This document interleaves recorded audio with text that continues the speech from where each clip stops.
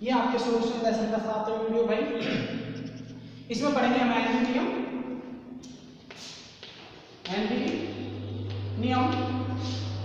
Henry नियम में या हेनरी नामक वैज्ञानिक ने हमें बताया तो गैसों के द्रव में मिले तापमान दाब का प्रभाव।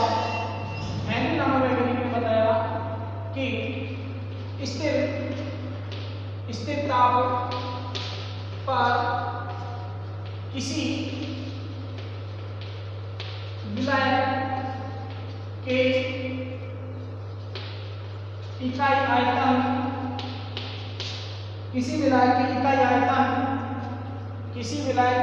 आयतन में विलय गैस की मात्रा m,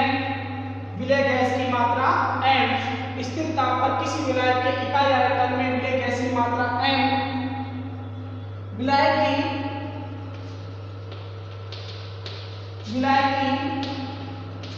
सतह पर साम्य अवस्था विलायक की सतह पर साम्य अवस्था में गैस द्वारा लगाया गया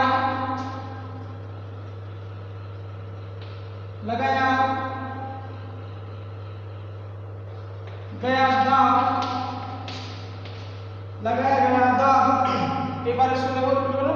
स्थिर ताप पर किसी विलायक के इकाई आयतन में विलय गैस की मात्रा m, विलायक की सतह पर साम्य अवस्था में गैस द्वारा लगाया गया दाब के समानुपाती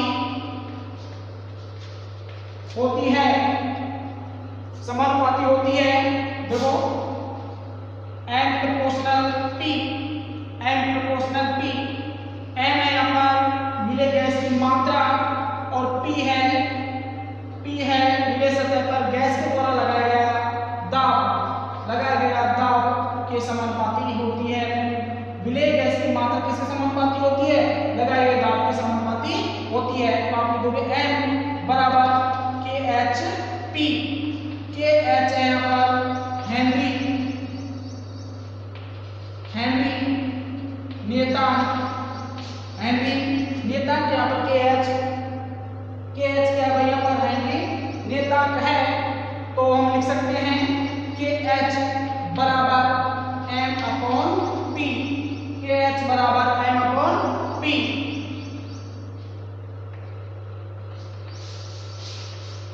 उतार लो इसे। हेनरी क्या है? स्थिर ताप पर किसी विलायक के इकाई आयतन में विलय गैस की मात्रा m, विलायक की सतह पर साम्य अवस्था में गैस द्वारा लगाया गया दाब के समानुपाती होती है। तो m प्रोपोर्शनल p, m बराबर KHP, KH है यहाँ पर हेनरी नियतांक, KH क्या है भाई यहाँ पर हेनरी नियतांक है, तो KH बराबर आप लिख सकते हो m/p, m/p। आगे नोट करो।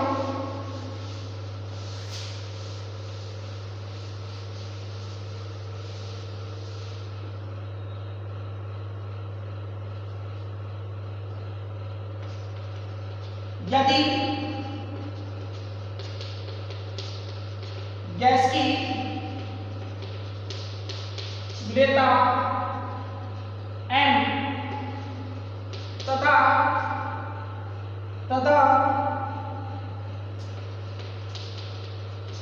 साम्य दाब P के मध्य ग्राफ खींचा जाता है तो एक सीधी सरल रेखा प्राप्त होती है, सीधी सरल रेखा प्राप्त होती है। ये ग्राफ बनाओगे पेंसिल से बनाना है इसको।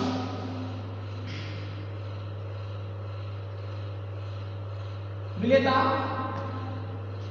M और P के मध्य आप ग्राफ पूछोगे तो आप इसी तरीके से बनाते होंगे, बना दो इसे।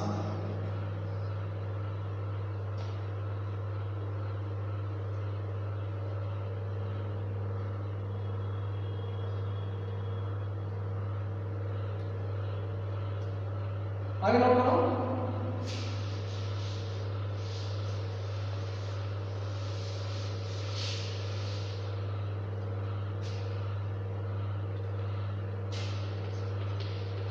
यदि विलायक के संपर्क में एक से अधिक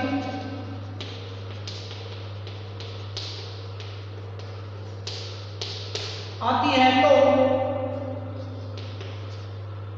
यदि विलायक के संपर्क में एक से अधिक गैस आती है तो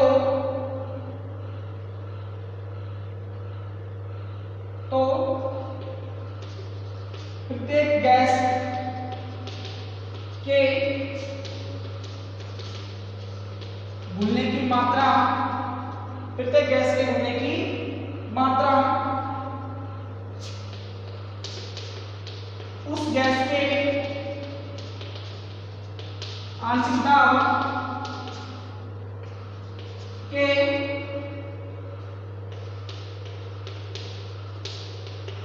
समानुपाती होती है। आंशिक दाब के समानुपाती होती है।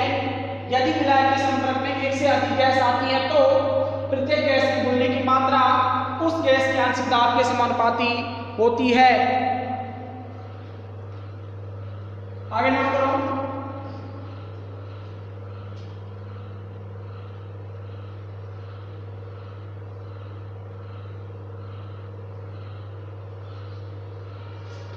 सभी गैसों में एक गैस की मात्रा को, एक गैस की मात्रा को मोल भिन्न मान लिया, एक गैस की मात्रा को मोल भिन्न के द्वारा ज्ञात किया जा सकता है, ज्ञात किया जा सकता है। अतः किसी गैस की मोल भिन्न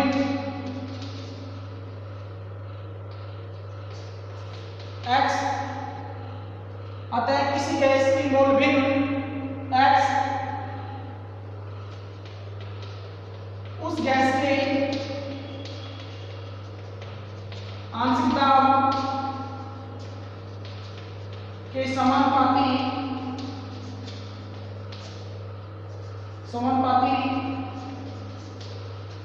होती है। X प्रोपोर्शनल P, X बराबर KP, KP बराबर K dash X upon P dash.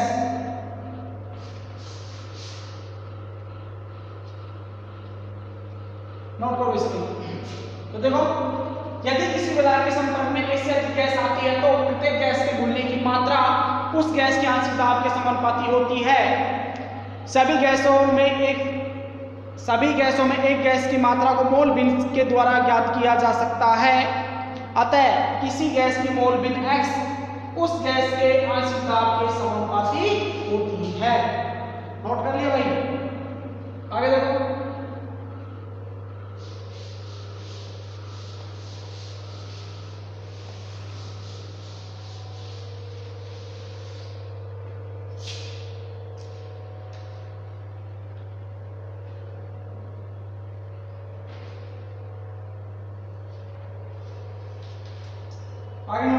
Henry नियम की सीमा।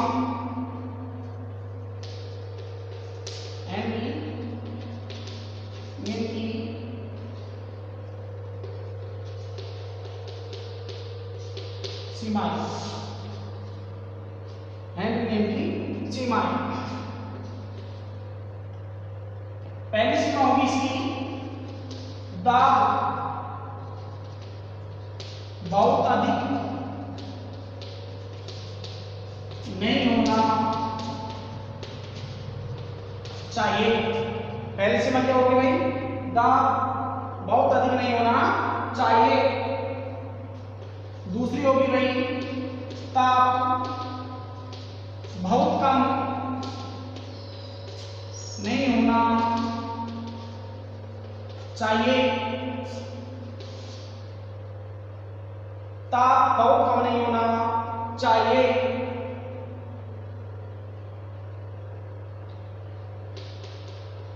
गैस विलायक से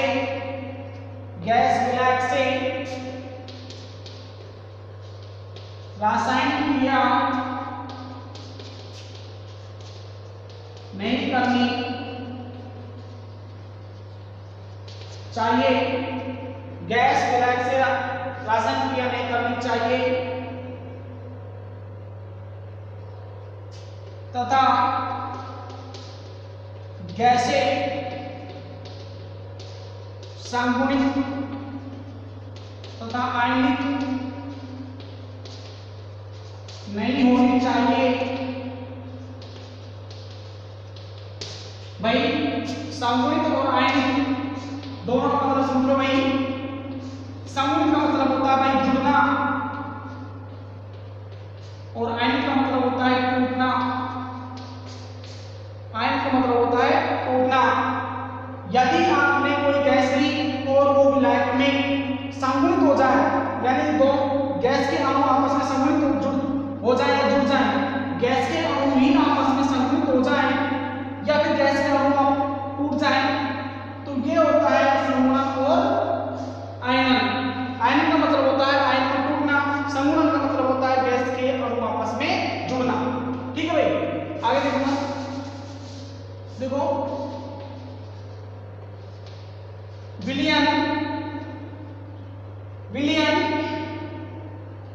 तनु होना चाहिए। विलयन तनु होना चाहिए। विलयन तनु होना चाहिए।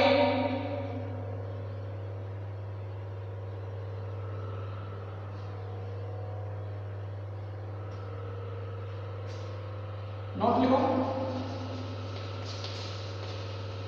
स्थिर दाब पर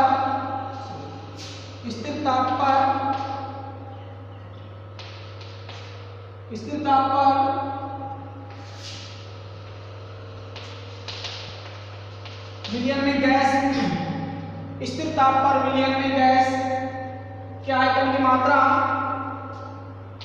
गैस के आयतन की मात्रा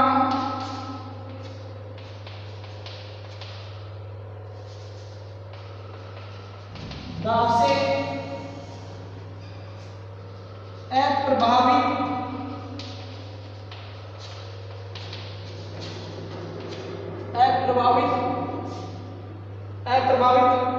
होती है। अप्रभावित होती है। नोट कर लो भाई से, ये मोस्ट भाई एग्जाम में पूछता है से हेनरी नियम की सीमा, ये एक नंबर क्वेश्चन पूछ सकता है।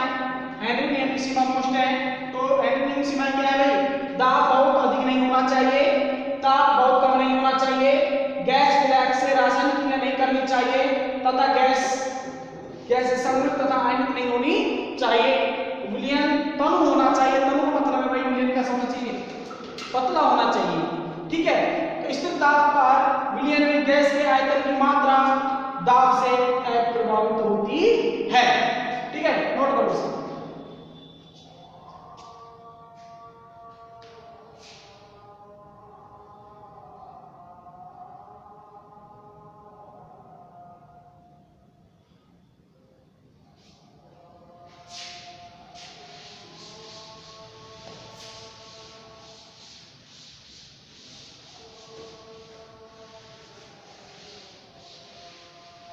तो लिखो माना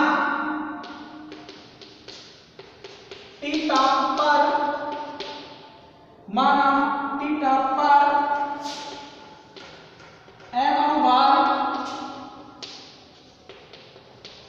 वाली गैस, माना थीटा पर m अनुभार वाली गैस जिसका आयतन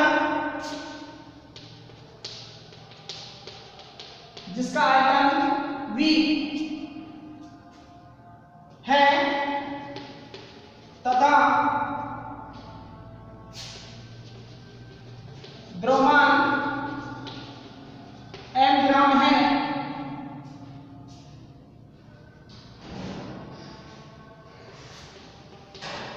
साम्य दाब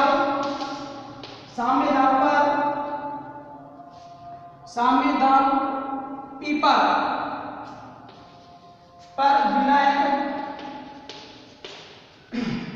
माना थीटा पर m अनुभार वाली गैस जिसका आयतन V है तथा द्रव्यमान m ग्राम है, साम्य दाब P पर विलायक के आयतन में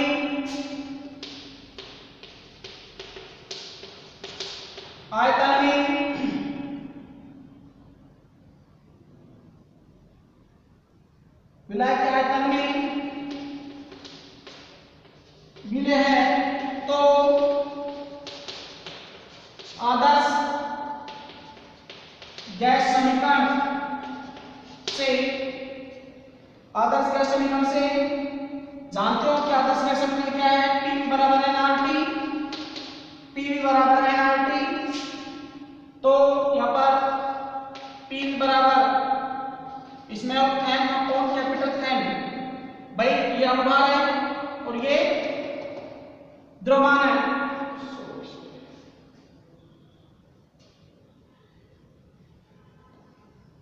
कैपिटल N यहाँ पर ये अनुभार है और ये द्रव्यमान है भाई,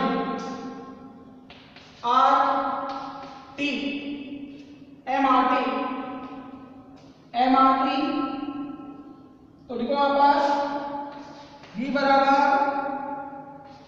m upon P RT upon capital M। भाई ये ध्यान रखना कि ये जो स्मॉल m है ये तो अनुभार है, ये तो द्रव्यमान है, m कैपिटल M क्या है? द्रव्यमान है, और ये कैपिटल M ये देखो इसमें वाला m तो है द्रव्यमान, कैपिटल M है अनुभार, ठीक है भाई।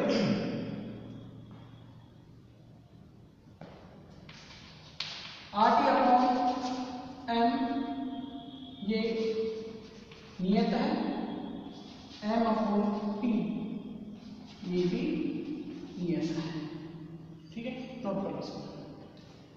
माना थीटा पर m अनुभार वाली गैस जिसका आयतन V है तथा द्रव्यमान m ग्राम है, साम्य दाब P पर विलायक के आयतन में विलय है, तो आदर्श गैस समीकरण से PV बराबर nRT आप जानते हो इसे, तो PV बराबर nRT आदर्श गैस समीकरण है।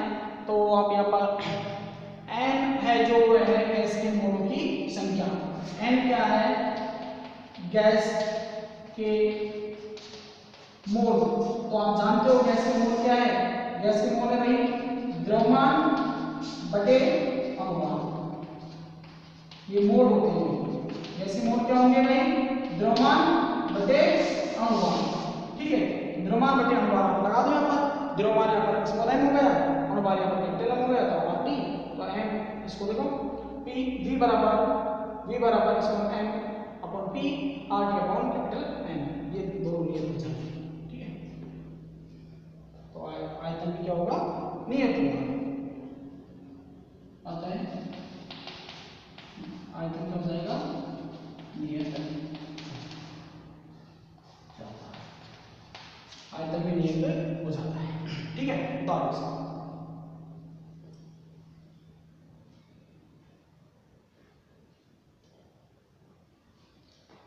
उतार लो भाई इसको।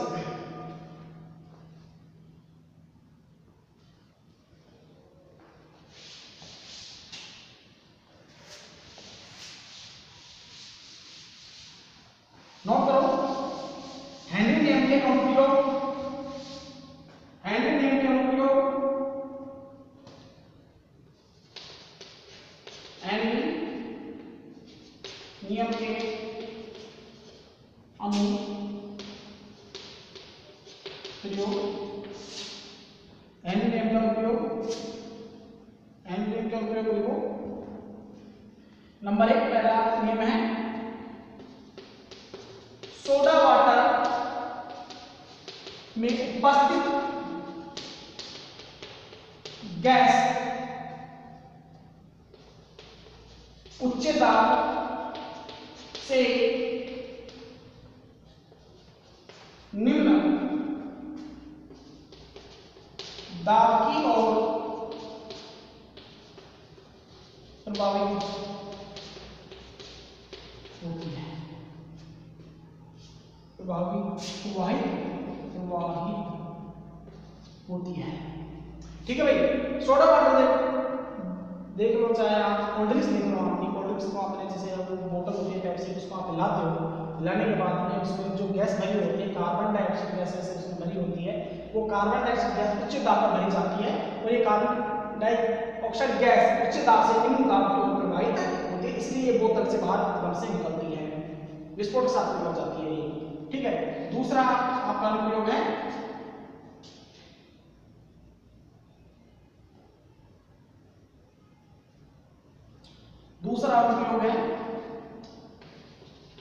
पहाड़ों पर दाब सतह की तुलना में कम होता है,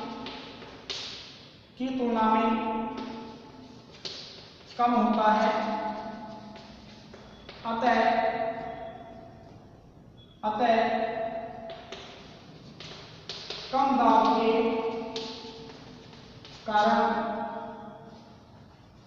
कम दाब के कारण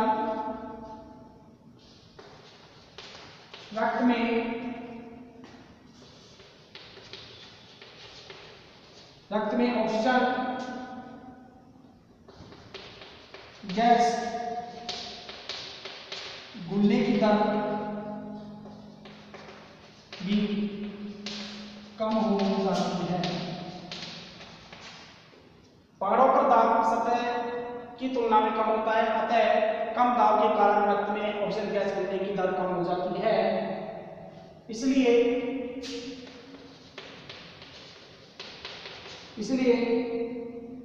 पहाड़ों या ऊंचाइयों पर रहने वाले लोग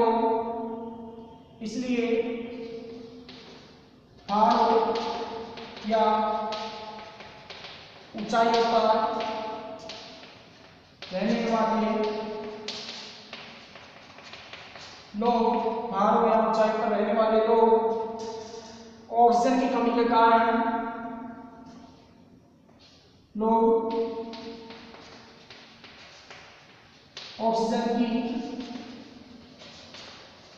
कारण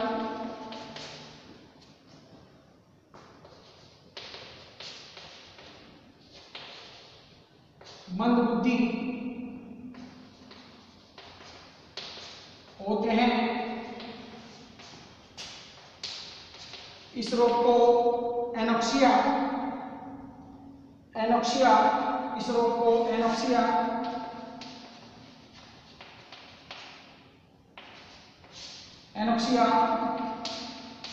रोग कहते हैं। ये हेनरी नियम का दूसरा अनुप्रयोग है। एनोक्सिया रोग क्या है भाई? ऊंचाई या पहाड़ों पर रहने वाले लोग ऑक्सीजन की कमी के कारण क्या होते हैं? मंदबुद्धि होते हैं। मंदबुद्धि के होते हैं। इस रोग को एनोक्सिया रोग कहते हैं। क्या कहते हैं भाई? एनोक्सिया रोग कहते हैं।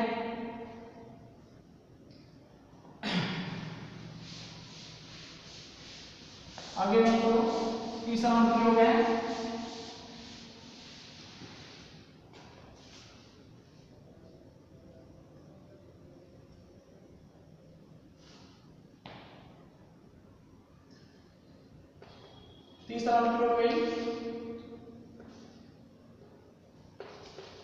समुद्री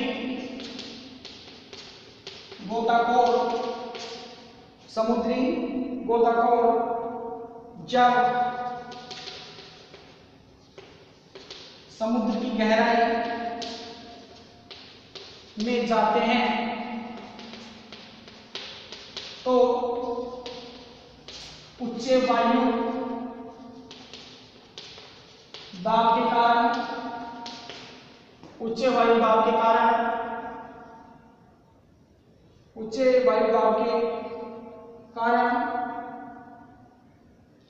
गहराई में जाते हैं तो उच्च वायु दाब के कारण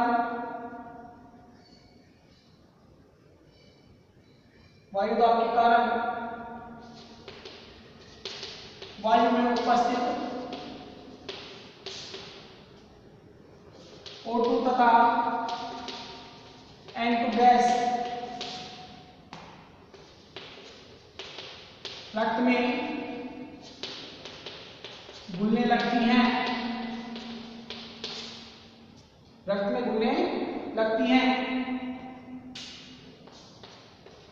जब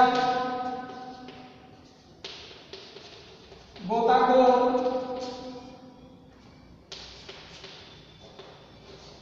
समुद्री सतह पर आते हैं तो सतह पर दाब कम होने के कारण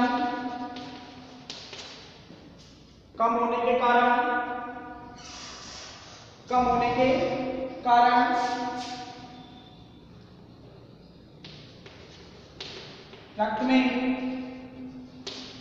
घुली नाइट्रोजन गैस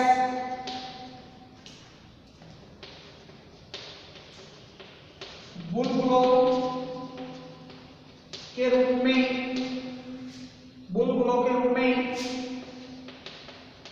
बाहर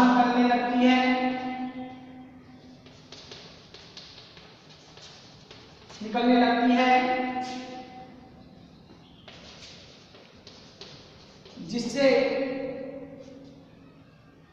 जिससे कोशिकीय अवरोध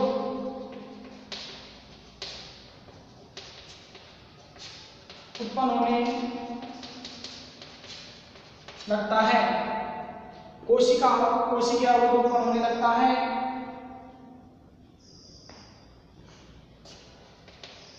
अंततः व्यक्ति की मृत्यु भी हो जाती है। इसे बैंड्स रोग कहते हैं। इसे बैंड्स रोग कहते हैं।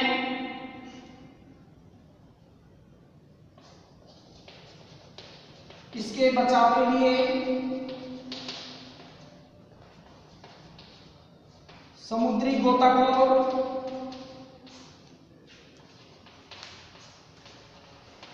अपने ऑक्सीजन सिलेंडर में तनु की हुई हीलियम तथा नाइट्रोजन गैस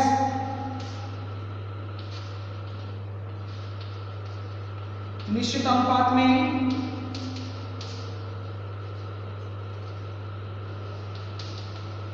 ले जाते हैं।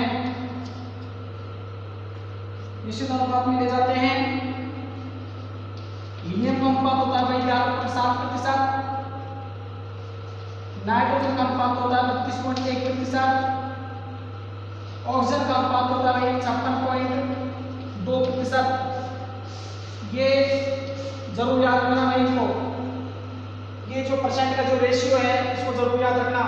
तो देखो बैंड्स रोग क्या है भाई? बैंड्स रोग है समुद्री गोताखोर जब समुद्री गहराई में जाते हैं तो उच्च दाब के कारण वायु में उपस्थित ऑक्सीजन तथा नाइट्रोजन गैस रक्त में घुलने लगती है। जब समुद्री गोताखोर समुद्र से बाहर आते हैं, समुद्री सतह पर आते हैं, तो सतह पर दाब कम होने लगता है, जिससे रक्त में घुली हुई नाइट्रोजन गैस बुलबुलों के रूप में बाहर निकलने लगती है, जिससे कोशिकीय अवरोध उत्पन्न होने लगता है। अंततः व्यक्ति की मृत्यु भी हो जाती है। इस रोग को बेंट्स रोग कहते हैं, यानी अपनी जो रक्त वाहिनी है उनमें बुलबुले पड़ने लग जाते हैं इस गैस के कारण। इसके बचाव के लिए समुद्री गोताखोर अपने ऑक्सीजन सिलेंडर में तम की हुई है हीलियम तथा नाइट्रोजन गैस निश्चित अनुपात में ले जाते हैं।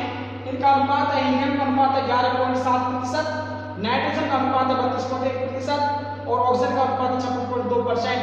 ये जो रेशियो है, ये अनुपात है इनका परसेंट का, ये अच्छी तरह से याद होना चाहिए भाई, ठीक है। अगले वीडियो में पढ़ेंगे हम वास्तव अनुमान और राउट का नियम इसके आगे, ठीक है भाई। ओके, धन्यवाद।